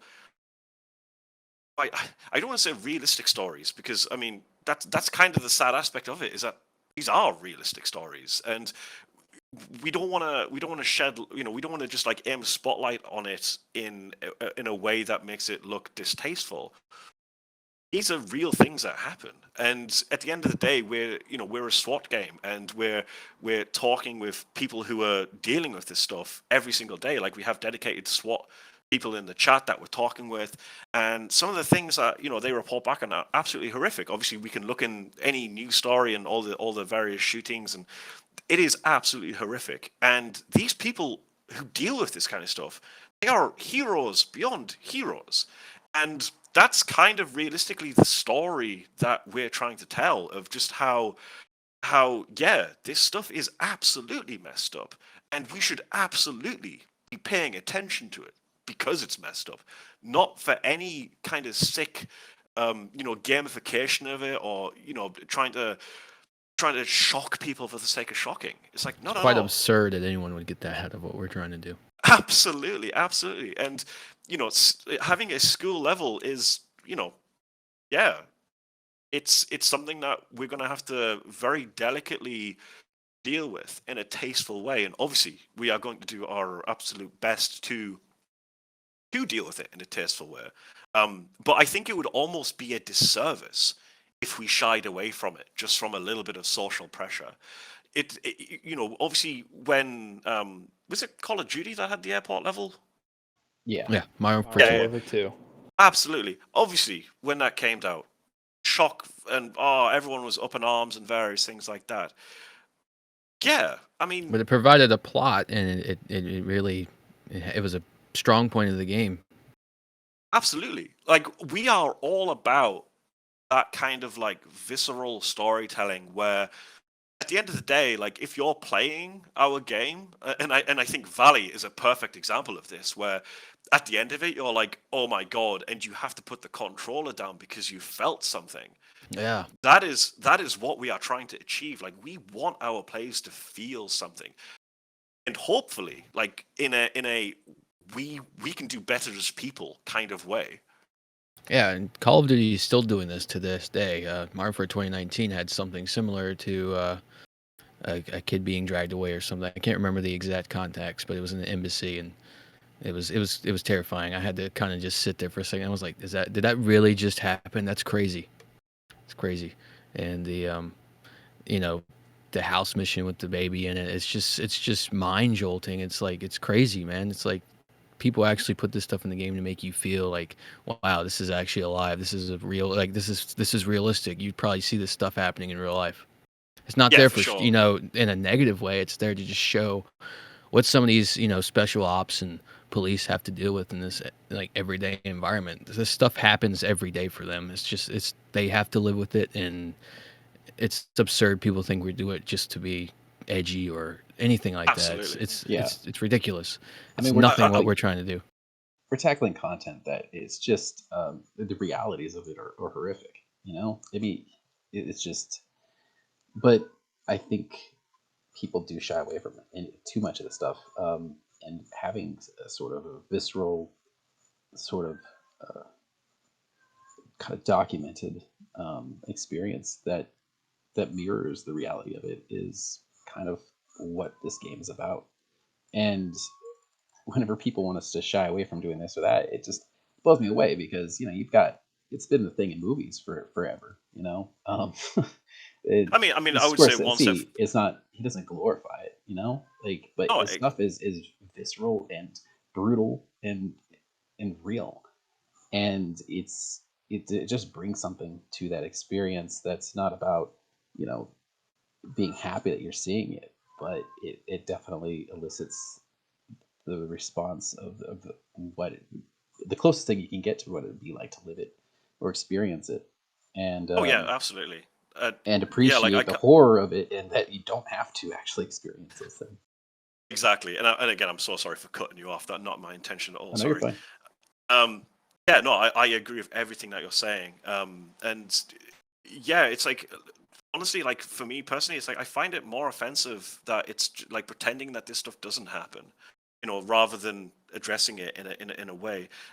One key distinction that I would like to make, because I did bring it up with the whole Call of Duty airport thing, is like I do understand the difference there. Is like, with that, like, the player was the perpetrator, like they were actively doing that kind of stuff. That's not at all what we're intending to do. We're there to resolve the situation. Yeah, and Oh, I think yeah. go ahead.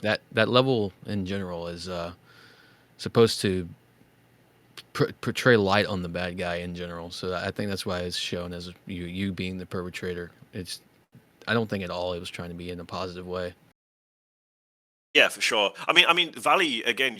I keep coming back to that as a really good working example where I've had so many people approach me afterwards who have done a no-kill run and they've arrested everyone and they've been super lawful and dealing with it in a an amazing SWAT scenario, and then they see the basement and they're just like, "Oh my god, this is horrible! I just want to go upstairs and murder them all." And obviously, I'm not encouraging that by any means, but that reaction of like, "This is so messed up," I'm having a reaction to it. You want to think like the real life SWAT people who are dealing with this kind of stuff, they have to deal with that every single day. That And somebody has to go like, through those hard drives too. Think about that. Somebody has to yeah. go through all that and look at it and review it. It's disgusting. It's mind-boggling. Absolutely. And if we can make people better, like if people go, "Oh, playing this, playing our humble game, ready or not, made me want to be a better person because of how messed up humanity is," I will absolutely take that as a win. For sure. Absolutely. I will just say, like the Uvalde footage that was kind of recently released definitely had a big impact on me. It was really difficult to watch. Yeah, agreed. Just the seeing him actually like walk into the building was just Harrowing. chills. So yeah, like again, um, right now, like the school mission isn't like being actively worked on. I think it's still kind of in blockout. Yep. But we'll get to it eventually. Um, and yeah, like the story is still being kind of figured out for it, how to best handle its presentation and stuff. So Great. Uh, a lot of people have been asking about that, so great to I've hear a bit about it. Absolutely, yeah. I've got another question asking about the lobby as well. Sorry, I can't pronounce that. I'm terrible with different names. I noticed the lobby has some hidden rooms and offices. Will you guys be expanding the lobby? Originally, yes, that was the plan. We were going to expand it to do all kinds of different things, but we've changed our vision. We've changed what we want to do with the lobby, and as we mentioned before, we're just going to completely redo it. So everyone's gonna get a brand new lobby with a ton of storyline, better layout, all these other new fancy features that we're trying to implement as well. The coffee machine staying? Yes, the coffee machine Absolutely. will still Okay. stay.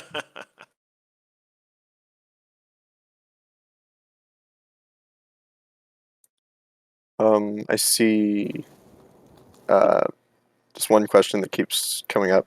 This is for you, Mr. 3D.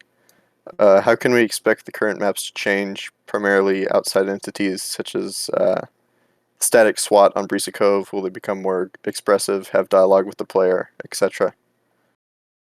Yeah, for sure. I mean, I suppose it's just kind of like this kind of gets lumped into the overall polish challenge of, yeah, we finish maps and we move on to other maps, but we never really stop working on anything, like I was saying before. So yeah, all of this stuff is just going to get polished and refined, and anything that we can do to bring in more life, more movement, more realism, more interaction, absolutely. Yeah, we'll just keep going, kind of thing.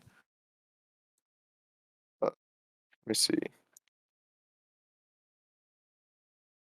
So I see a really good one here from Casual Sinner. What kind of accessibility features can we expect for Ron, such as controller support, aim assist, subtitles, colorblind settings? I believe users point to The Last of Us 2 is an example of this doing well, doing accessibility correctly. This is absolutely something that we will look into. Keep in mind, everyone, we're still in alpha, and we've got a ton of stuff to do. We have already got this on the back of our minds that this is 100% something that we want to implement. We want everyone to enjoy the game, however it is that they, whatever support they need to enjoy the game. We will 100% be thinking about ways that we can, allow this to happen 100%. Yeah, But I mean, yeah, we're still early days, so this stuff will come. But bear with us, everyone. Like this is like that stuff is a real challenge to implement because it does affect a lot of different things. Like we're thinking about like colorblind settings as a working example. It that can quite easily screw with gameplay. And it is something that we then need to kind of like implement, develop, bug fix, deal with very specific scenarios that cause problems and so forth and so on.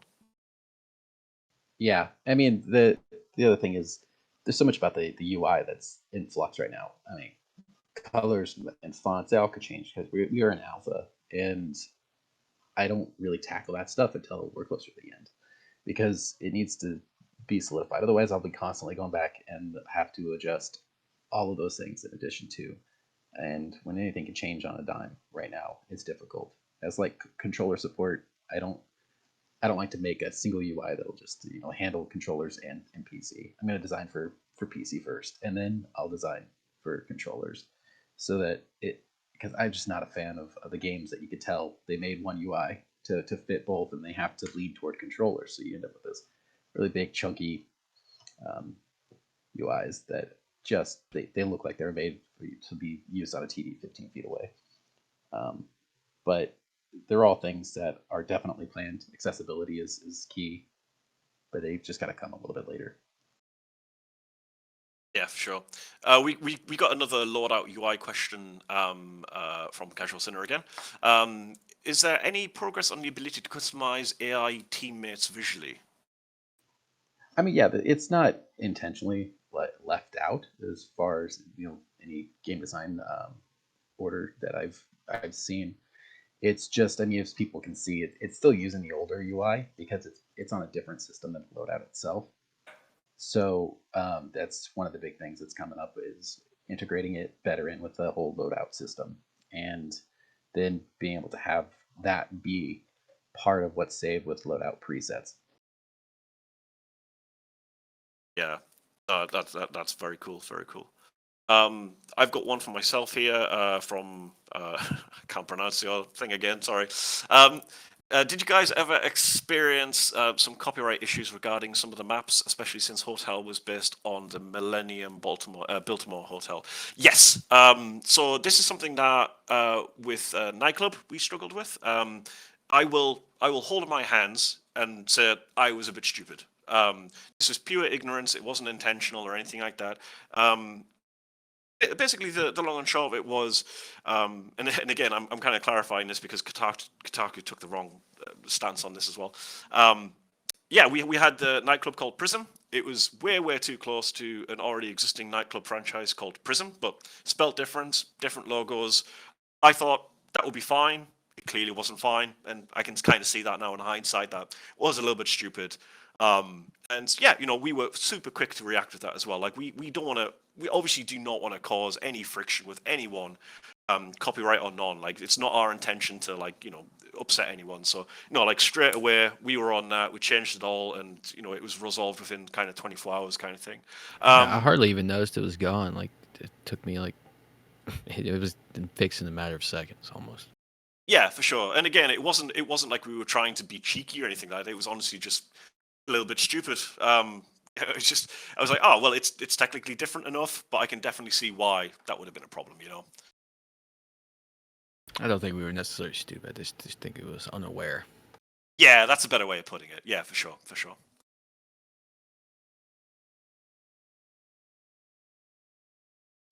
Will suspects be able to use hostages / civilians as shields? That's an interesting one. I'd love to see that. That comes from Raptor Joe. I think that's planned for the future. Like how they would grab a civilian and then hold them at gunpoint and sort of use them as a shield. Yeah, I think that's definitely planned. Good. One from Smashing. Control rebinding at the moment is not great. Will we be able to set up key combinations in the future, such as using Control or Alt to allow us to use single key for multiple actions? I actually am big on key bindings. I'm left-handed. I use arrow keys, so key bindings is a massive deal to me. So that's something I'm always aware of and always trying to improve. Something about Tarkov that really is intuitive is the key bindings, man. You can pretty much bind those keys to do whatever you want in that game, and that's something I'd like to see in this game too. Because being left-handed and using arrow keys, and it's really cool to be able to bind your key to literally anything, any combination, and it works. Yeah, that's definitely something that I like to do too. I also like to provide the ability to have actions that aren't necessarily bound, but you can bind them separately rather than having toggle options. So the games will have like a hold crouch or toggle crouch as a separate option, but I'd like to rather have it be separate binds if you wanted them to be. So you can have a bind for crouch and a bind to toggle crouch to use interchangeably. It's things like that. Just haven't gotten to that part to kind of do things in sections. So loadout took priority, then we're going to do planning. But it's always every time I open up the settings menu, I'm like, I got to address this. I want to take it on. That'll probably be along with the main menu pass. Yeah. I'm just running away with the questions here because there's so many interesting ones that I really want to answer. I've got one from Neovox. Sorry if I said that wrong again. How does Void Interactive organize? Do you use something like Trello? That's a really good question. I like talking about sort of like the production of games. It's I know a lot of the people who play the game are not just gamers. Like people are in the industry or wanting to get into the industry or even making their own games themselves. So I always like to talk a little bit about this kind of stuff. Yeah, we use Trello. We don't use it exclusively, but for instance, I use Trello when I'm communicating with the outsourced teams because I find it like a really useful way of having like an in progress tab and what's finished, and we can just like throw pictures in and have like a checklist. Super easy, super flexible. So I use that for the outsourced guys. We also primarily speaking, we just do everything on Discord. Yeah. It's as far as like game production goes, we don't use anything like Jira or anything like that, which is obviously one of the big staples of game development, or Shotgun or anything like that. Primarily speaking, because we are such a small team, if anything goes wrong, we usually know about it. It's not like it's getting lost within hundreds of people and we're getting held up of production, or the game's not so expansive that there's a million billion different bugs. Yeah, things do go wrong, of course, but we're usually just like, hey, like, Mark, there's a hole in the level, go and fix the hole in the level. So I go and fix a hole in the level. Yeah. It's so it's like super streamlined. Now don't get me wrong, this is not how games are meant to be made. Like this is a very, very well-oiled cog like machine that we have right now. We've used different things. Another one that we use is Notion. We use that a lot for like the story-based stuff. So that's kind of like a repository of kind of like any information that we'd need on the game. So it's like, these are the feedback of the level. This is like the main story of the level. These are like things that we want to introduce into the level, and it's more like a board for discussion points. Yeah. So like my time being planning. here, we've gone through a couple, work boards, and usually just ends up falling back on Discord because it's just easier. And making use of Discord's thread system they just added not too long ago is something we utilize as well. Sometimes these boards and these workflow websites can get a little confusing, and I find myself not liking them as much as when I can just go in Discord and see my work assigned right there. Yeah. Oh, for sure. Yeah. Notions is good for like issue squashing. So we'll get like a list of issues or something along those lines. But overall, it's just sort of planning stuff. Very basic outlines. We also use workflowy to just quickly brainstorm and lay out some things. But it's just sort of a combination of all those things held together through the Discord chat. And we'll just kind of link to something really quick if we would need a little bit more documentation or collaboration on it. I see a lot of questions about regarding AI and stuff. So like I'd just like to touch on like for the SWAT and the suspects and stuff. SWAT we're looking into definitely. We're looking to improve them for next update. So we're trying to get them to be a bit more autonomous, so you don't have to like micromanage every single thing they do. So they'll sort of do some things on their own,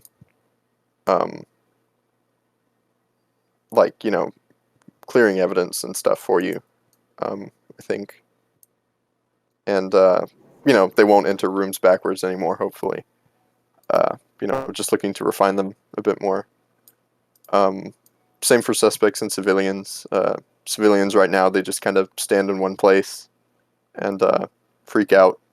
And so we kind of want them to have a bit more character, and interact with the world a bit more, sort of like how Mr. 3D was saying. And yeah, suspects, again, they're going to have some lot more animation work done. They're going to have some new actions, like taking hostages and that type of thing. So yeah, just all around the board, there will be improvements for SWAT, suspects, and civilians. Everything. Yeah. Awesome. Well, I think it's Sorry. I think it's about time we start Okey-dokey. winding this down a little bit. No, I think that's solid. almost I at saw the 2-hour mark. Yeah. I don't know if you guys want to give any final remarks or anything. I would like to shout out Casual Center for throwing out so much, interesting questions, well structured, and I'd like to shout out to the mod team and the community managers for dealing with the stuff they have to deal with. They got so much to deal with, as much as we do on the game. So huge shout out to those guys to doing what they do. Absolutely, yeah. I'm going to get incredibly soppy here and say, I'm grateful for everyone who joined us this evening. It's Me too. incredibly, it's so humbling. We are incredibly passionate about our product, and it's so great to have such amazing support from the people who play the game. At the end of the day as well, like, you guys are also doing your equal part in the development. Like, everything that you find that's wrong with the game, we're actively fixing it and listening, and we're very much a game made by people for the people kind of thing. So I just want to say a big thank you to everyone who's been a part of the Ready or Not journey so far. Yeah, it's always good to see what people, and especially whenever there's a lot of things that we have planned that people start saying that they want, but they're already very much on our minds, because we're gamers too. We want specific for things. sure. It's just That helps. to get to it. Yeah. If people think that we, they just throw stuff at us and we don't care. It's like everything you guys say goes to our minds, and we have it and we write it down and make sure we take a long look at it and see if we want to add it and make sure if it's good or not. Yeah. So many times also I've seen just people like, oh, I want this. And it's like, oh man, that's already in the works. Like, it's already coming. Yeah. Way ahead of you. Yeah. Yeah, stick with us, everyone. We've got some really exciting stuff coming up. I know personally, like, we announced Ridgeline, which is going to be a very different map compared to what a lot of the other maps are going to be like. Very cat and mouse, very different in terms of changing up the gameplay styles, and hopefully, again, story-wise and everything else that goes with it. Hopefully, we'll be able to spark as much conversation and bring the lore of Los Sueños even more so into the frame. And we've got a lot of exciting stuff coming up, so stick with us.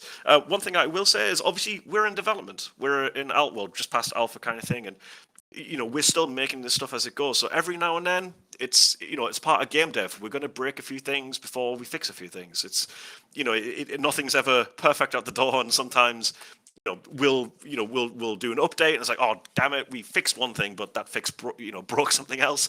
Stick with us. We'll fix it. We'll get around to it. We're trying to make the best game we can, kind of thing. Yeah, there's definitely some cool stuff coming. I don't know if anybody saw that little mini dev update, but there's a loadout presets coming a lot sooner than you might think. Yeah, huge shout out to the supporters too. Those guys deserve some praise. Yeah, always thanks to the supporters. They're they definitely they've helped us be able to do what we want to do at a good pace. It doesn't feel like rushed. We're very appreciative for all the support that we get. Absolutely, those guys are important. So we've got a lot of people asking if we're going to do more of these. Is that? I mean, I definitely want to. I think this is fantastic. Yeah, 100%. There will be more, and we're going to be getting. You guys can return as well. We'll be getting some other developers too. get people to meet a bunch of the Void team.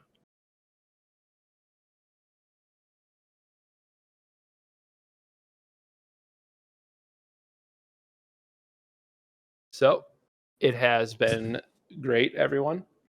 Thank you for joining, guys. Thank you for joining community as well. Thank you for all the questions. And it's been great. We will definitely do more of these. Amazing. Thank you, everyone. for Thank it. you so much. Thank you all. Thanks, guys. Have a great day. Bye. Hi, dudes. Bye bye.